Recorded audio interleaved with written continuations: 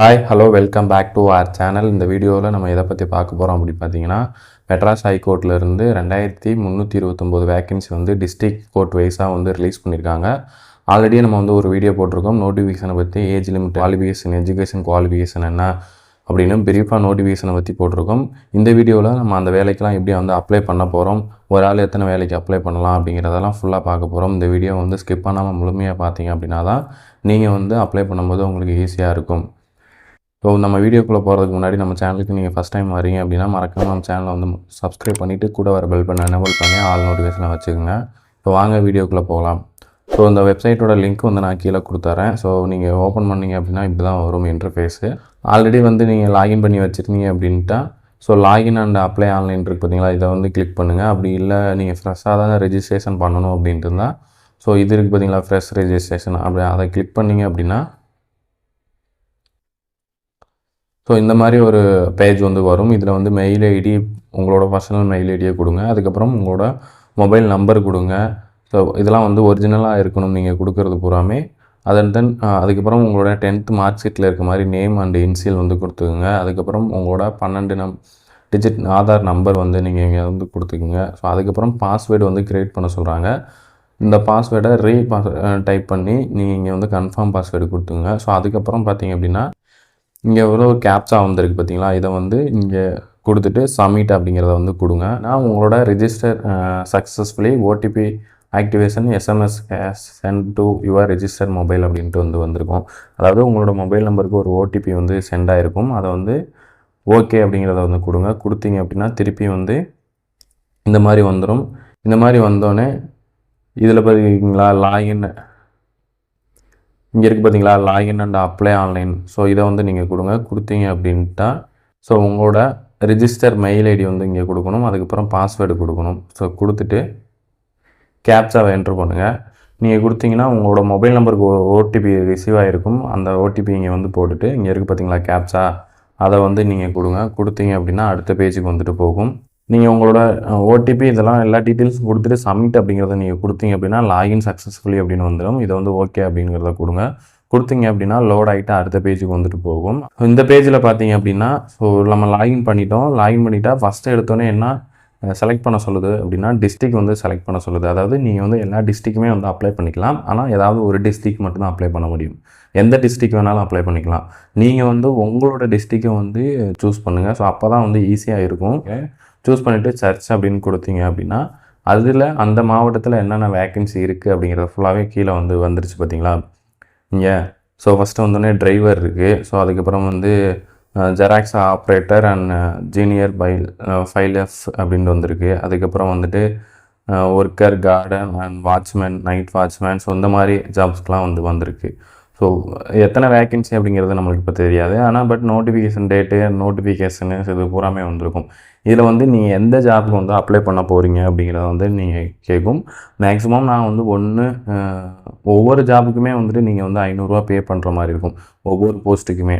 இப்போ நீங்கள் வந்து இதில் அப்ளை அப்படின்னு கொடுத்தீங்க அப்படின்னா இதில் இருக்க போஸ்ட்டு பூராமே அப்ளை பண்ணும்போது ஸோ ஒரு வந்து ஜெராக்ஸ் ஆப்ரேட்டருக்கு அப்ளை பண்ணுறீங்க, இதில் அல்லது 2 போஸ்ட்டுக்கு பார்த்தீங்களா, இந்த 2க்குமே நீங்கள் அப்ளை பண்ணணும்னா 1000 பே பண்ணணும். ஸோ இதில் எத்தனை போஸ்ட் இருக்குமே எத்தனை வேணாலும் அப்ளை பண்ணலாம். அதுக்கு உண்டான பே வந்து ஒரு போஸ்ட்டுக்கு 500 நீங்கள் வந்து பே பண்ணி தான் வந்து அப்ளை பண்ணுற மாதிரி இருக்கும். ஸோ அதை வந்து நீங்கள் தெளிவாக பார்த்துக்கோங்க. நீங்கள் வந்து அப்ளை அப்படின்ட்டு பார்த்தீங்களா, இதை வந்து நீங்கள் கிளிக் பண்ணிங்க அப்படின்னா ஸோ அடுத்த பேஜுக்கு வந்துட்டு போகும். அடுத்த பேஜில் சில டீட்டெயில்ஸ்லாம் வந்து ஃபில் பண்ணுற மாதிரி இருக்கும். ஸோ இதில் வந்து நம்ம ஃபுல் டீட்டெயில்ஸுமே வந்து அப்லோட் பண்ணணும். ஸோ ஒவ்வொன்றா வந்து கேட்பாங்க. ஸோ இங்கே வந்து பார்த்திங்க அப்படின்னா விண்ணப்பிக்கும் பதவியின் பெயர் வந்து ஃபஸ்ட்டு எடுத்தோன்னே கேட்டிருக்காங்க. இதில் ஏகப்பட்ட பதவி இருக்குது. நீங்கள் எதை சூஸ் பண்ணுறீங்களோ அதில் எத்தனை பதவி இருக்கோ அதில் புறாமே வரும். ஸோ நீங்கள் மல்டிபிள் எல்லாத்துக்குமே அப்ளை பண்ணணும் அப்படின்னா ஸோ கண்ட்ரோலை பிடிச்சிட்டு ஒவ்வொன்றா வந்து நீங்கள் செலக்ட் பண்ணிக்கலாம். ஸோ நீங்கள் இல்லை ஏதாச்சும் ஒன்றை மட்டும் செலக்ட் பண்ணணும் அப்படின்ட்டா ஸோ நான் வந்து உதாரணத்துக்கு சொல்லி வைக்கிறேன். ஸோ இந்த மாதிரி செலக்ட் பண்ணிக்கலாம். அப்படி இல்லை எல்லாத்துக்கும்னா கண்ட்ரோல் ப்ளஸ்ஸு நீங்கள் வந்து மவுஸை வந்து கிளிக் பண்ணுங்கள். ஸோ அதுக்கப்புறம் பார்த்தீங்க அப்படின்னா ஸோ உங்களோட அறிவிப்பு எண் அதுவே எடுத்துக்கும், மாவட்டம் அதுவே வந்து எடுத்துருக்கும் நீங்கள் வந்து கொடுக்கும்போது. ஸோ அதுக்கப்புறம் பார்த்தீங்க அப்படின்னா ஸோ உங்களோட இன்சியல், விண்ணப்பதாரரின் பெயர் அண்ட் இன்சியல் வந்து எடுத்திருப்பாங்க. ஸோ அதுக்கப்புறம் பார்த்தீங்க அப்படின்னா ஸோ நீங்கள் இங்கே கொடுக்க வேண்டியது உங்களோட 10th மார்க் ஷீட்டில் இருக்கிற மாதிரி உங்களோட டேட் ஆஃப் பர்த்தை வந்து நீங்கள் கொடுத்துக்குங்க. ஸோ அதுக்கப்புறம் பார்த்தீங்க அப்படின்னா உங்களோட பாலினம் எது அப்படின்னு வந்து கேட்குறாங்க. மெயில்னால் மெயில் கொடுத்துருங்க, ஃபீமேல்னால் ஃபீமேல் கொடுத்துருங்க, இல்லை தேர்ட் ஜெண்டர்னால் தேர்ட் ஜெண்டர்னு கொடுத்துருங்க. ஸோ அதுக்கப்புறம் வந்து திருமணம் ஆனவரா ஆகாதவரா அப்படின்னு வந்து கேட்டிருக்காங்க. நீங்கள் மேரிடுனா மேரிட் கொடுங்க, இல்லைனா அன்மேரிடுன்னு கொடுங்க, இல்லைனா விண்டோனா விண்டோன்னு கொடுத்துருங்க. ஸோ அதுக்கப்புறம் வந்து விண்ணப்பதாரரின் பிறந்த இடம், ஸோ உங்களோட நீங்கள் வந்து எங்கே பிறந்தீங்க அப்படிங்கிறத வந்து நீங்கள் கொடுத்துங்க. ஸோ அதுக்கப்புறம் சொந்த மாநிலம், ஸோ அதை வந்து நீங்கள் சூஸ் பண்ணிக்கணும். ஸோ அதுக்கப்புறம் வந்து பார்த்தீங்க அப்படின்னா சொந்த மாநிலம் சூஸ் பண்ணிட்டீங்கன்னா சொந்த மாவட்டம் எது அப்படிங்கிறத வந்து செலக்ட் பண்ண சொல்லும். ஸோ அதையும் வந்து செலக்ட் பண்ணிக்கோங்க. அதுக்கப்புறம் வந்து தந்தையின் பெயர் கொடுக்கணும். இங்கே வந்து இன்சியல் தந்தையின் இன்சியல் வந்து இங்கே கொடுத்துடணும். ஸோ அதுக்கப்புறம் வந்து தந்தையின் பெயர் இங்கே வந்து கொடுக்கணும். ஸோ இதை வந்து தெளிவாக பார்த்துக்குங்க. ஸோ அதுக்கப்புறம் பார்த்தீங்க அப்படின்னா ஃபாதரின் ஆக்குபேஷன். ஸோ சில பேர் வந்து வேலை பார்த்துட்ருப்பாங்க, என்ன வேலை பார்க்குறாங்க அப்படிங்கிறத வந்து இங்கே கொடுத்துருங்க. சில ஃபார்மராக தான் இருக்கிறாங்க அப்பா அப்படின்னா அப்பாவோட ஒர்க்கை வந்து நீங்கள் கொடுத்துருங்க. ஸோ அதுக்கப்புறம் பார்த்தீங்க அப்படின்னா அம்மாவோட இன்சியல் அண்ட் அம்மாவோட பெயர் வந்து இங்கே வந்து கொடுக்குற மாதிரி இருக்கும். இங்கே வந்து அம்மாவோட பெயர், இங்கே வந்து அம்மாவோட இன்சியல். ஸோ அதுக்கப்புறம் பார்த்திங்க அப்படின்னா அம்மாவோட தொழில். ஸோ அவங்க வந்து ஜாப் போகிறாங்க அப்படின்னா அவங்களோட ஜாப் என்ன ரோலில் வேலை பார்க்குறாங்க அப்படிங்கிறத நீங்கள் வந்து கொடுங்க. அப்படி இல்லைனா ஹவுஸ் ஒய்ஃப்னு நீங்கள் வந்து போட்டுடலாம். ஸோ அதுக்கப்புறம் தாய்மொழி எது அப்படின்னு வந்து கேட்குறாங்க, மதர் டங். ஸோ நீங்கள் தமிழில் சூஸ் பண்ணிக்கோங்க. ஸோ அதுக்கப்புறம் பார்த்தீங்க அப்படின்னா நேஷ்னாலிட்டி வந்து செலக்ட் பண்ண சொல்லும். விசா இண்டியன் அப்படிங்கிறத செலக்ட் பண்ணுங்க. ரிலீஜன் வந்து செலக்ட் பண்ண சொல்லும்.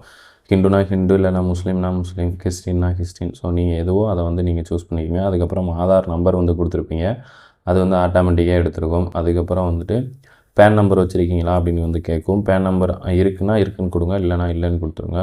ஸோ அதுக்கப்புறம் வந்து பேன் நம்பர் நீங்கள் இருக்குதுன்னு சொல்லி கொடுத்தீங்க அப்படின்னா நீங்கள் வந்து பேன் நம்பர் கொடுக்குற மாதிரி இருக்கும். அதுக்கப்புறம் வந்து கடவுச்சீட்டு வைத்துள்ளீர்களா, அதாவது பாஸ்போர்ட் வந்து வச்சுருக்கீங்களா அப்படின்னு வந்து கேட்குது. ஆம்னா ஆம் கொடுங்க, இல்லைனா இல்லைன்னு கொடுத்துருங்க. ஸோ அதுக்கப்புறம் வந்து நீங்கள் முன்னுரிமையின் கீழ் இடஒதுக்கீடு சேர விரும்புகிறீங்களா அப்படின்னு வந்து கேட்கும். எஸ்னால் எஸ் கொடுத்தீங்க அப்படின்னா அதில் சில முன்னுரிமைகள்லாம் வரும். ஸோ நிறையா விதமான முன்னுரிமைகள் வரும். ஃபஸ்ட்டு கிராஜுவேஷன் வச்சுருப்பீங்க, அதுக்கப்புறம் வந்துட்டு அந்த கொரோனாவில் அப்பா அம்மா இழந்தவங்க, ஸோ அந்த மாதிரி நிறையா வந்து வரும். இதில் படித்து பார்த்துட்டு நீங்கள் எதில் வரீங்களோ ஸோ அதை வந்து நீங்கள் கொடுத்துக்கலாம். இல்லை நீங்கள் 2-3 இதில் வரீங்க அப்படின்னா ஸோ கண்ட்ரோல் பிடிச்சிட்டு நீங்கள் ரெண்டுமே செலக்ட் பண்ணிக்கலாம். பட் அதுக்கான சர்டிஃபிகேட் வந்து கண்டிப்பாக அப்லோட் பண்ணுற மாதிரி இருக்கும். ஸோ நான் வந்து இல்லை அப்படிங்கிறது வந்து சிம்பிளாக உங்களுக்கு அப்ளை பண்ணுறதுனால நான் சொல்லி வச்சுக்கிறேன். அப்படி இல்லைன்னா இல்லைன்னு வந்து கொடுத்துருங்க சிம்பிளாக. ஸோ அதுக்கப்புறம் பார்த்தீங்க அப்படின்னா உங்களோட கம்யூனிட்டி சர்டிஃபிகேட்டு ஜாதி வகுப்பு வச்சுருக்கீங்களா அப்படின்னு வந்து கேட்குறாங்க. நீங்கள் எதில் வருவீங்க அப்படின்ட்டு. ST, SC, so SCA, so BC, BCM, so அந்த மாதிரி வரும். இல்லைன்னா எம்பிசியா டிசியா அப்படின்னு வந்து கேட்குறாங்க. ஸோ அதுக்கப்புறம் சாதியின் உட்பிரிவு வந்து கேட்குறாங்க. ஸோ அதை வந்து நீங்கள் தெளிவாக கொடுத்துங்க. அதுக்கப்புறம் அந்த சாதி சான்றிதழ் வழங்கிய அதிகாரி அப்படின்னு வந்து அதாவது தாசில்தாரா, டெப்டி தாசில்தாரா அல்லது ஜோனல் தாசில்தாரா அப்படின்னு வந்து கேட்பாங்க இருக்கும். ஸோ அதை வந்து நீங்கள் செலக்ட் பண்ணிக்கோங்க. ஸோ அதுக்கப்புறம் சான்றிதழ் நம்பர், ஸோ உங்களோட சர்டிஃபிகேட்டோட சான்றிதழ் நம்பர் அண்ட் வழங்கப்பட்ட நாள் இதை வந்து சூஸ் பண்ணிக்கோங்க. ஸோ அதுக்கப்புறம் கீழே ஸ்க்ரோல் பண்ணிட்டு வந்தீங்க அப்படின்னா தமிழ்நாடு நீதித்துறை அமைச்சக பணியாளர் சர்வீசஸ் நீங்கள் எதுவும் பண்ணுறீங்க அப்படின்னு இல்லைனா இல்லைன்னு கொடுத்துங்க, இல்லை எஸ்ன்னு கொடுத்துங்க. நீங்கள் வேலைவாய்ப்பு அலுவலகத்தில் பதிவு செய்துள்ளீர்களா அப்படின்னு வந்து கேட்பாங்க. ஸோ அதையும் வந்து நீங்கள் அதாவது எம்ப்ளாய்மெண்ட் ஆஃபீஸில் வந்து நீங்கள் பதிஞ்சிருக்கீங்களா அப்படின்னு கேட்குறாங்க. ஸோ எஸ்னா எஸ் கொடுங்க. ஸோ அதுக்கான வேலைவாய்ப்பு பதிவு எண் வந்து கேட்பாங்க. உங்களோட எம்ப்ளாய்மெண்ட் ரிஜிஸ்டர் நம்பர் வந்து கேட்பாங்க, அதை வந்து நீங்கள் கொடுத்துக்குங்க. அப்படி இல்லைனா நோ சிம்பிளாக வந்து கொடுத்துக்குங்க. ஸோ அதுக்கப்புறம் வந்து நீங்கள் ஏற்கனவே மாநில மத்திய அரசு பணியில் இருக்கிறீர்களா அப்படின்னு வந்து கேட்குறாங்க. ஸோ அதை எஸ்னா எஸ் கொடுங்க, இல்லைனா இல்லைன்னு கொடுத்துருங்க. ஸோ அதுக்கப்புறம் பார்த்தீங்க அப்படின்னா மாநில அரசியல் பணியாற்றி ஆட்குறிப்பு காரணமாகவோ அல்லது ஒழுங்கு நடவடிக்கை, அதாவது நீங்கள் வந்து எதுவும் எக்ஸாம் பேட்டரில் உங்களை வந்து எதுவும் இது பண்ணி வச்சுருக்காங்களா அப்படின்னு வந்து கேட்குறாங்க. ஸோ கவர்மெண்ட் எக்ஸாமில் நீங்கள் வந்து உங்களுக்கு எதுவும் டெம்ப்ரவரியாக டிசபிள் பண்ணி வச்சுருக்காங்களா அப்படின்னு வந்து கேட்குறாங்க, நீங்கள் எக்ஸாம் எழுத முடியாமல். ஸோ அப்படிலாம் இல்லை அப்படின்னா நோ கொடுத்துருங்க. ஸோ அதுக்கப்புறம் வந்து நீங்கள் வந்து எக்ஸ் சர்வீஸ்மேன் கீழே வந்து எதுவும் நீங்கள் பதவி விரும்ப ஆசைப்படுறீங்களா, உங்களுக்கு எதுவும் முன்னுரிமை பெற இடஒதுக்கீடு பெற நீங்கள் வந்து விரும்புகிறீங்களா அப்படின்னு வந்து கேட்குறாங்க. எஸ்னா எஸ் கொடுங்க, இல்லைனா நோ கொடுங்க. ஸோ அதுக்கப்புறம் வந்து கொத்தடிமை தொழிலாளர்கள் பிரிவின் கீழ் வயது தளர்வு கோருவீர்களா அப்படின்னு வந்து கேட்குறாங்க. ஸோ அவங்களுக்கு மட்டும் வந்து 42 வயசு வரையும் நீங்கள் வந்து அப்ளை பண்ணிக்கலாம்.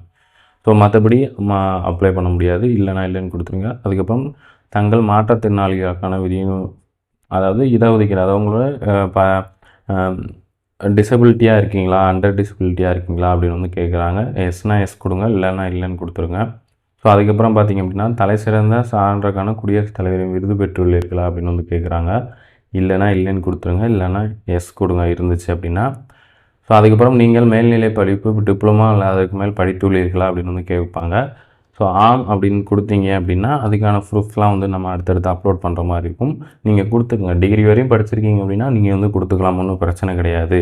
ஸோ அதுக்கப்புறம் வந்து இங்கே பார்த்தீங்கன்னா கம்யூனிகேஷன் அட்ரஸ் தொடர்பு முகவரி அண்ட் பர்மனெண்ட் நிரந்தர முகவரி அப்படின்னு வந்து கொடுத்துருக்காங்க. ஸோ அல்லது வந்து ரெண்டுமே சேம் தான் அப்படின்னா இங்கே இருக்குது பார்த்தீங்களா, சேம் ஆஸ் கம்யூனிகேஷன் அட்ரஸ் அப்படிங்கிறத கொடுத்தீங்க அப்படின்னா ரெண்டுமே சேமாக வந்துடும். ஸோ இது பிரச்சனை இல்லை. அண்ட் வந்து நீங்கள் கொடுத்துக்குங்க. ஸோ அதுக்கப்புறம் பார்த்திங்க அப்படின்னா உங்களோட மின்னஞ்சல், அதாவது உங்களோட இமெயில் ஐடி வந்து வந்திருக்கும், மொபைல் நம்பரும் வந்திருக்கும்.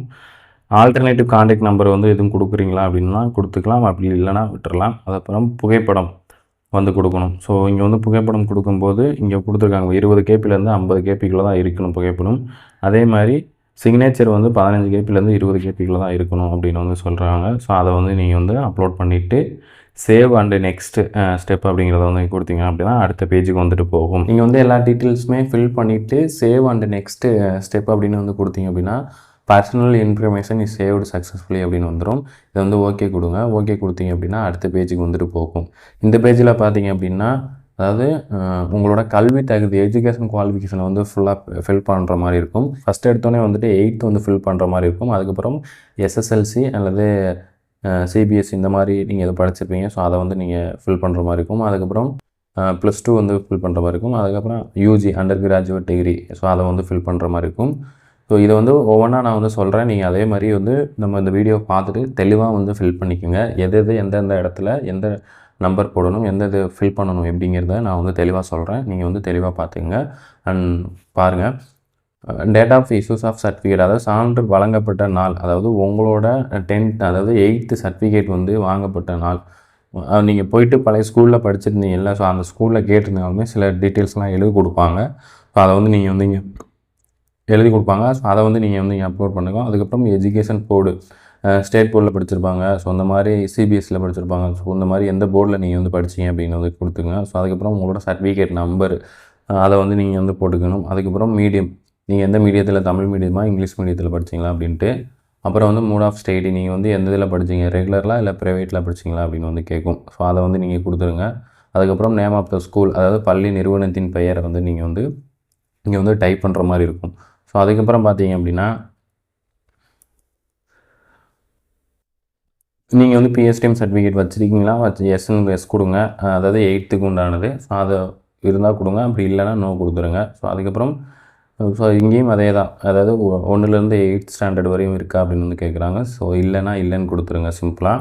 ஸோ அதுக்கப்புறம் வந்தீங்க அப்படின்னா எஸ்எஸ்எல்சி மார்க் ஷீட் இருக்கும் உங்கள்கிட்ட எல்லாத்துக்குமே.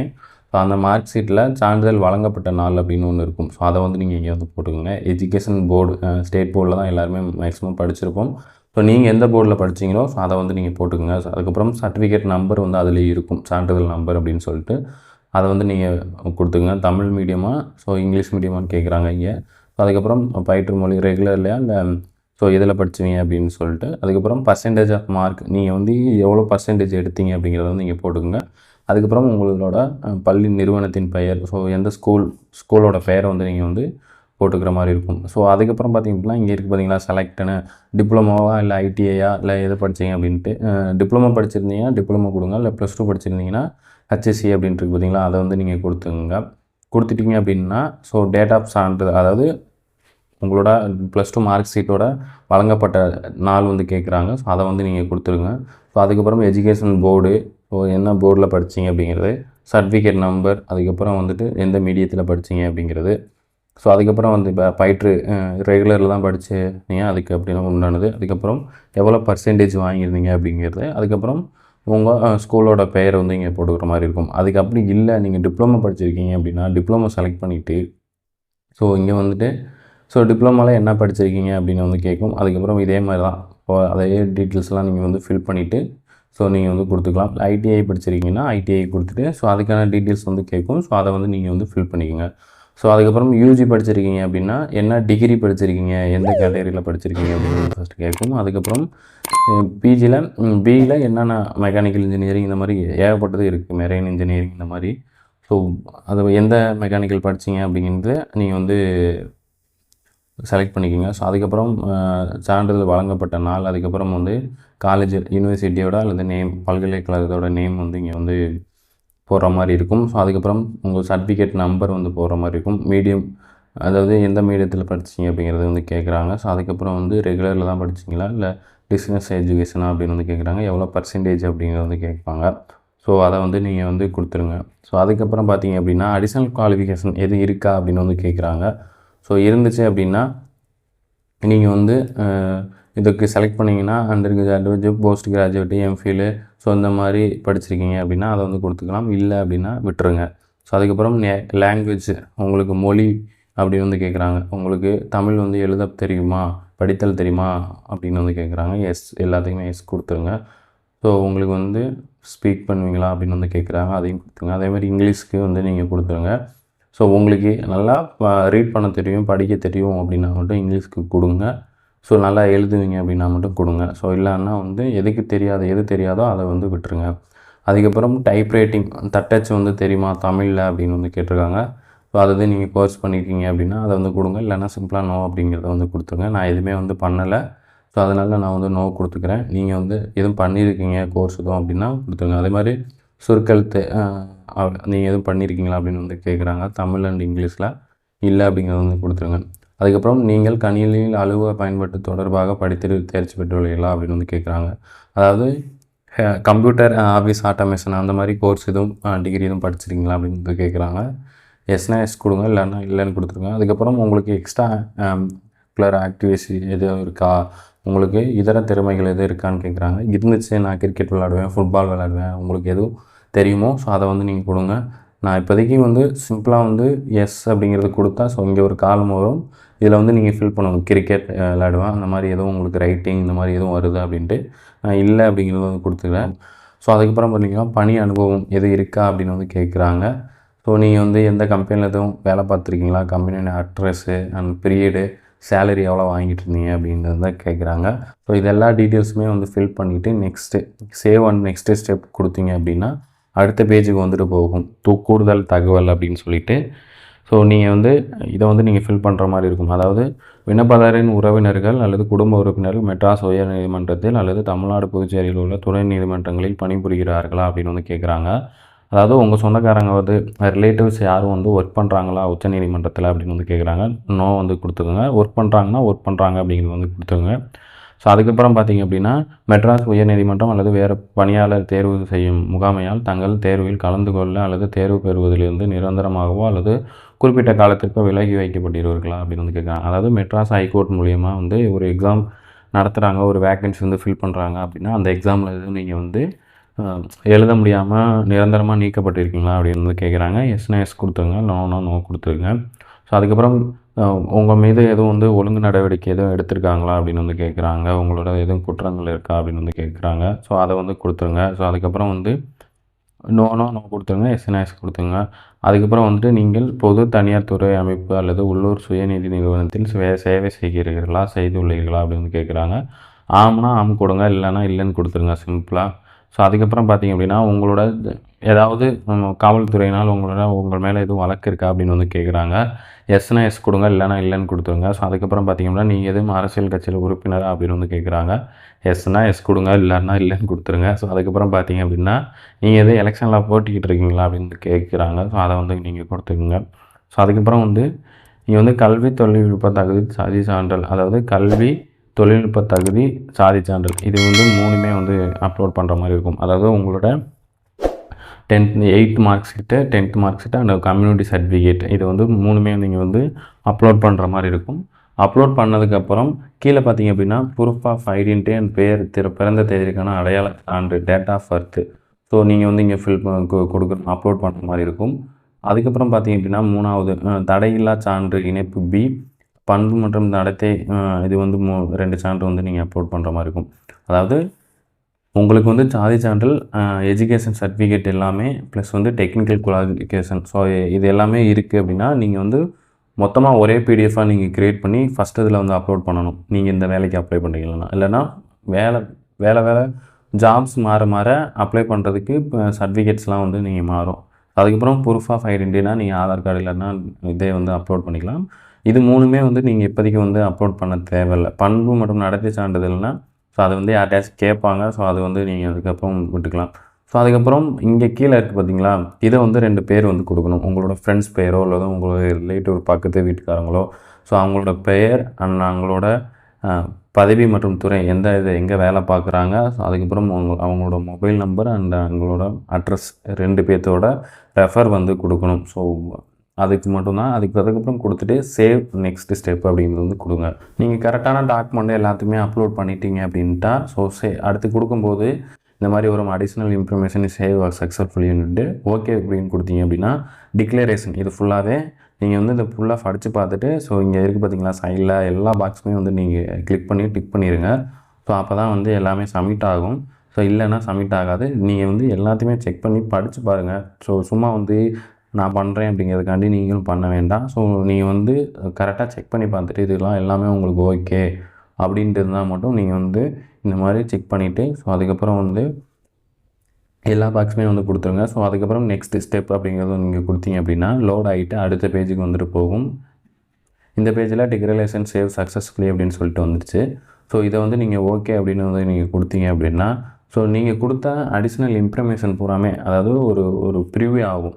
ஸோ நீங்கள் கொடுத்த இன்ஃபர்மேஷன் பூராமே கரெக்டாக அப்படின்ட்டு எல்லாமே ப்ரிவ்யூ ஆகும். நீங்கள் வந்து எல்லாமே செக் பண்ணி பார்த்துலாம்.